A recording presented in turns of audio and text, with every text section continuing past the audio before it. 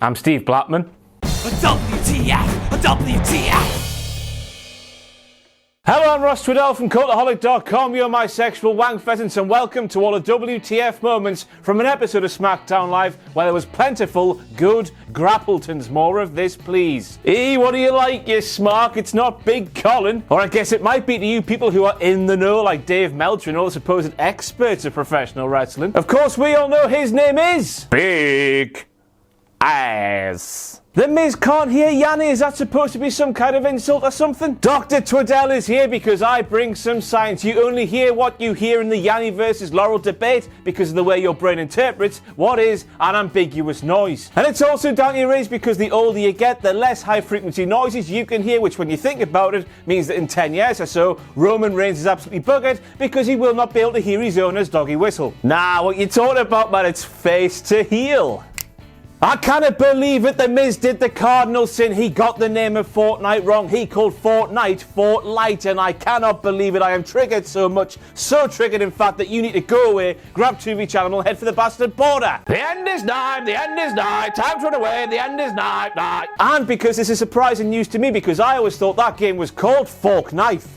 Next up, we have Tom Phillips doing what Tom Phillips does best, and that's not sliding into some Instagram DMs. That is face fornicating the poo out of a line on WWE commentary. He claims that for the first time ever, as if this was some sort of proverbial dream match we'll have to give ourselves pankakis over, The Miz and Big E were finally doing the graps. Bollocks to that, son, because this was the fourth singles match they've ever had. They had 3 all the way back in 2014. Yes, these matches might have happened on live events, but WWE always tell us to pay our hard-earned money for these events because you never know what might happen. So they count, right? And now it's time for some world-class journalistic work. If you tune into Raw this week, you would have seen Corey Graves with his hair brushed dangerously to one side like a bleached Adolf Hitler if he was still alive today and was a hipster. But if you tune into SmackDown Live last night, you would have seen Corey Graves have reverted back to being a top, not wanker, which leads me to believe that WWE are trying to pass him off as 2 separate people from show to show. I suppose we have to play the waiting game here. If his head is greased up like Big Dick Johnson on next week's Raw, I will have been proven right. What a load of bollocks. Made a grave mistake, Corey. This is unfair, Xavier Woods. You can't just get The Miz in the ring like that. He wasn't ready to compete, Corey Graves claims. Now, of course, The Miz was wearing his full ring attire during that Miz TV segment, which means one of 2 things. Either he was ready for competition because he was wearing his bloody ring attire, or second of all, he's a living, breathing WWE video game character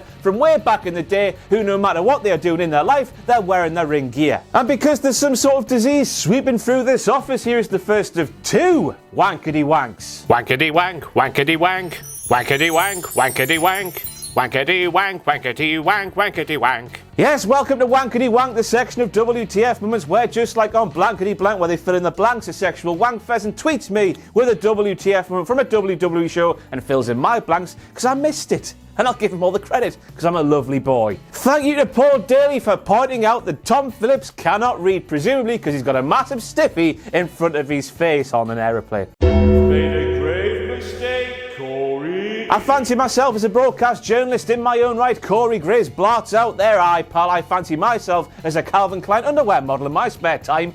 Knobhead.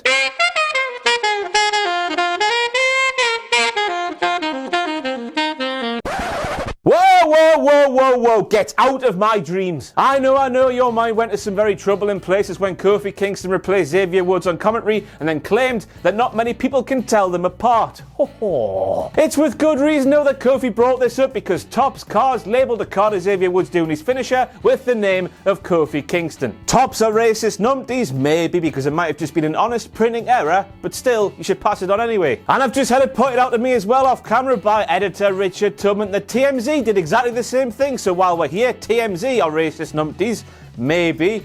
Pass it on and don't sue us, please. Anybody. Now, of course, not all WTF moments have to be a bad thing, and once again, Kofi Kingston pulled some magic out of his arse. He ran around the side of the ring, he hopped onto the ring stairs, he then hopped onto Cesaro's shoulder. Debarred by the stage, of course, it came out to attack the New Day for some reason, and then he used Cesaro's shoulder to push off to complete a crossbody onto Sheamus. Bloody lovely Kofi Kingston's Kofi. Whoa, Kofi Kingston's great, yeah? This guy. Go back to the link the commentary team did after that Miz versus Big E match and you will see a man singing the Miz's theme, lyric for lyric for lyric, with the passion only seen in religious situations. Sad bastard. He's right, you know, Daniel Bryan versus Jeff Hardy in a WWE ring in 2018. That is a bona fide WTF moment. Hearing this match being announced, I felt like I'd taken some of the pharmaceutical stuff Jeff Hardy used to like way back in today. This is it. Lana is the new Roman Reigns. As we all know by now, Roman Reigns is the guy and the big dog for the men. And now, after last night's SmackDown Live, we now have it painted very clear in our minds that Lana is going to be the woman and the big bitch. Whoa. They're female big dogs, aren't they? For the women, because here is a picture of her normal eyes, and now here is a picture of her beautiful brand new blue eyes. What is it with Vince McMahon making his supposed chosen ones change their eyeballs? Vince McMahon likes dory blue eyes. Oh, God. I don't get it, lads. I just don't get it. I can't get my head around it. It looked like Lemony Snicket woke up on the babyface side of the bed yesterday before SmackDown Live, because on SmackDown Live he sang what was a 100% babyface song about Lana. The crowd was singing along, everyone was having a great old time, but I was thinking, why doesn't he do the same for Rusev every single time? Why can't he see that he's the one preventing the heart that is Rusev soaring with the eagle's nest that is WWE's babyface roster? Half the time it's face with him, half the time it's heel. I just don't get it. Think about it now, we could be sat here in a WWE universe where Rusev is the Bulgarian Bryan. Aiden English, you just take your time to make your mind up, you knobhead. Now against Lana, I just don't get why she gets one and Rusev gets the other. Now, even though the Iconics are Australian, which means they speak with an English accent with a twang and really bloody slowly, like one of those things you used to get in music class, you know, the tubes that would go bow, bow, bow.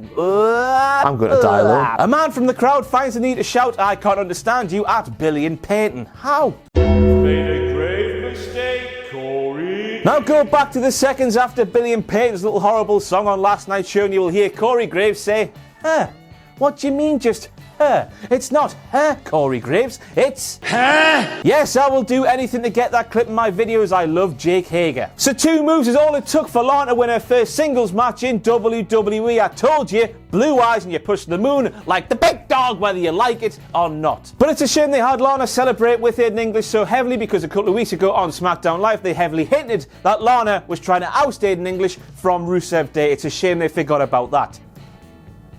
Welcome back, Kenny Dykstra. Now, I can neither confirm nor deny those rumours there that Shinsuke Nakamura has a massive cock of his own. Maybe it's like lady balls and those giant lady balls of hers. As we all know, every single person she shares a camera with on WWE programming, she then castrates, takes their bollocks, as into her lady bollocks, to make her lady bollocks bigger and more powerful. Maybe Shinsuke Nakamura has been targeting AJ Styles' cock, so he can take AJ Styles' cock, add it to his huge hog, to make his big hog even hoggier. Of course, this gives new meaning to the stipulation that will be taking place at Money in the Bank between Shinsuke Nakamura and AJ Styles. Not Last Man Standing, maybe it should be renamed Last Manhood Standing. I tell you what, if Sonya Deville keeps taking legitimate punch to the face like that, she'll start to look like Cruella. Hey! Whoa! What the hell was all that about? He's off his bloody tits. And finally, we round off this week's WTF Moments from SmackDown Live with another dosage of wankety wank, wankety wank, wankety wank, wankety wank, wankety wank, wankety wank, wankety wank. Thank you very much to Oscar Garcia, who clearly has better eyes than Lana's brand new blue ones, for pointing out that in certain matches last night, the referee was wearing his WrestleMania attire. And that's it. Thank you very much for being a sexual wank pheasant once again. If you'd like to follow me on Twitter, follow me on the Twitter machine at Ross on Wrestling. If you like what we do here at Cultaholic, you can play us to our Patreon page, patreon.com/Cultaholic. Anything you can afford to give us will be greatly appreciated and we will love you forever. But most importantly of all, do not forget to join us in every form of social media apart from World Cup trading stickers.